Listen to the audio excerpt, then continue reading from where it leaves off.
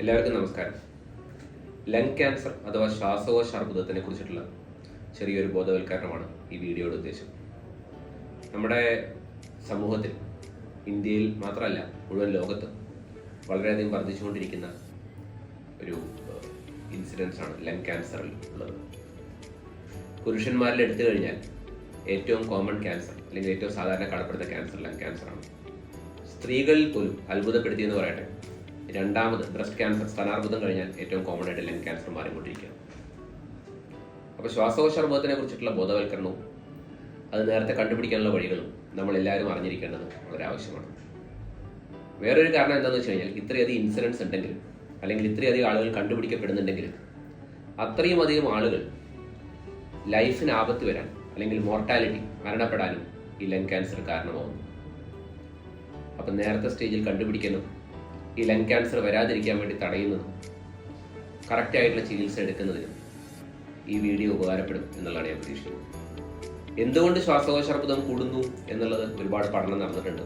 ഇന്നും 50% കൂടുതൽ പുകവലിയും പുകയില ഉൽപ്പന്നങ്ങളുടെ ഉപയോഗം കൊണ്ട് തന്നെയാണ്.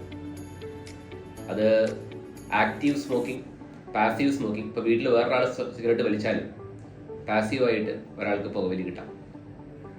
അപ്പോൾ ഈ പുകയിലയിൽ അല്ലെങ്കിൽ ഒരു സിഗരറ്റിൽ, ഒരു ബീഡിയിൽ 28 കൂടുതൽ ക്യാൻസർ ഉണ്ടാക്കുന്ന പദാർത്ഥങ്ങളുണ്ടെന്നാണ്. ഇതെല്ലാം നമുക്ക് അറിയാവുന്നതാണ്, നമ്മൾ കുറേ തവണ കേട്ടിട്ടുള്ളതാണെങ്കിൽ ഇതിൽ കൂടുതൽ ഊന്നൽ കൊടുക്കേണ്ടിയിരിക്കുന്നു.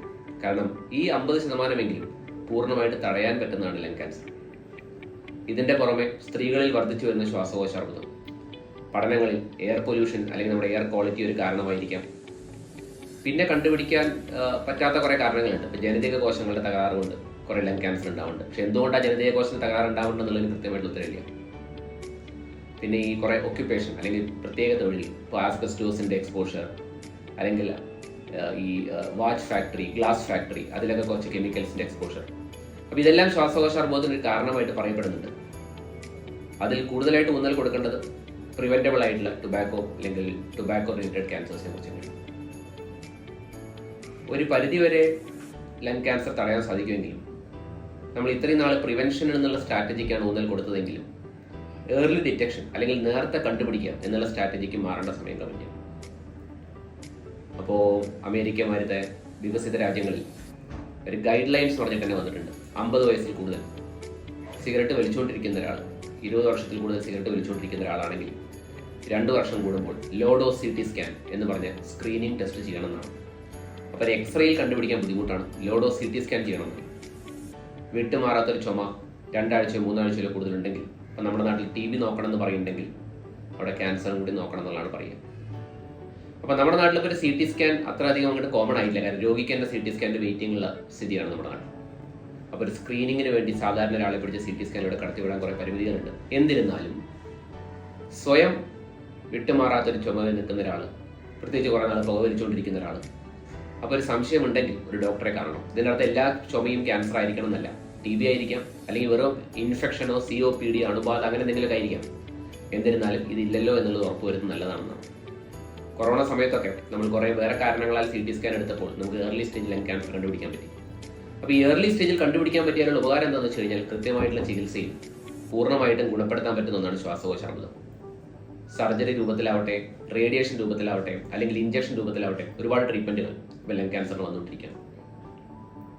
റോബോട്ടിക് അല്ലെങ്കിൽ വാറ്റ്സ്, മിനിമലി ഇൻവേസീവ് സർജറി എന്നൊക്കെ പറയും. SBRT എന്ന് പറഞ്ഞിട്ട് പ്രിസിഷൻ റേഡിയേഷൻ ഉണ്ട്. ഇപ്പോൾ ആ ഭാഗത്തേക്ക് മാത്രം കൊടുക്കുന്നത്, അല്ലെങ്കിൽ ടാർഗറ്റഡ് തെറാപ്പി എന്നൊക്കെ പറഞ്ഞിട്ട് പുതിയ മരുന്നുകൾ വന്നിട്ടുണ്ട്. അപ്പോൾ ഏറ്റവും കൂടുതൽ ഗവേഷണം നടക്കുന്ന ഒരു ക്യാൻസറും കൂടിയാണ് ശ്വാസകോശ അർബുദം.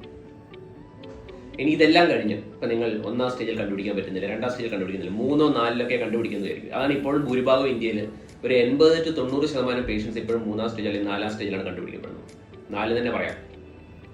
അപ്പോൾ അങ്ങനത്തെ രോഗികൾക്ക് പോലും ഒരുപാട് ചികിത്സയിൽ വ്യത്യാസം വന്നു കഴിഞ്ഞു.